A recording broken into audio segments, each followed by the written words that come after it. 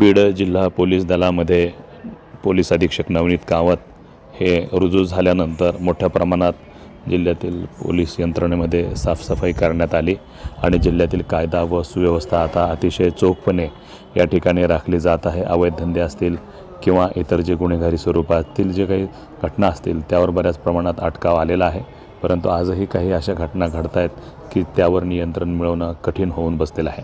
त्यासोबतच जिल्ह्यामध्ये नूतन जिल्हाधिकारी डॉक्टर विवेक जॉन्सन हे सुद्धा या ठिकाणी आल्यानंतर मोठ्या प्रमाणात फेरबदल प्रशासनात दिसून येत आहेत आणि कार्यप्रणालीमध्ये या ठिकाणी फेरबदल दिसत आहेत। परवा उपमुख्यमंत्री अजितदादा पवार यांच्या सभेच्या अगोदर त्या ठिकाणचे जे काही असलेले डिजिटल बॅनर होते आणि त्या संदर्भात काही समाजसेवी संस्थांनी आणि राजकीय संघटनांनी व पक्षांनी जी भूमिका डिजिटल बॅनरच्या संदर्भात घेतली होती त्यावर काल जिल्हाधिकारी विवेक जॉन्सन यांनी तात्काळ आदेश काढून जिल्ह्यातील जी काही अनधिकृत डिजिटल बॅनर्स आहेत, फ्लेक्स आहेत हे काढून घेण्याचे आदेश दिलेले होते।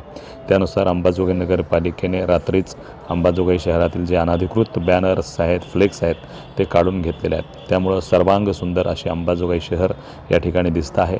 अंबाजोगाईकरांची एक विनंती असेल अंबाजोगाईच्या मुख्याधिकारी आणि प्रशासक यांना की हे डिजिटल मुक्तीचंच अभियान या ठिकाणी राबवावं, जेणेकरून अंबाजोगाई शहराचं जे सुंदर रूप आहे ते दिसेल।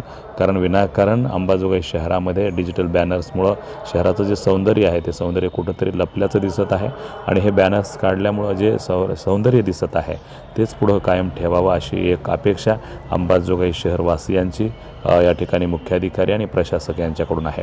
वार्ता न्यूजकरिता परमेश्वर गीते, अंबाजोगाई, जिल्हा बीड।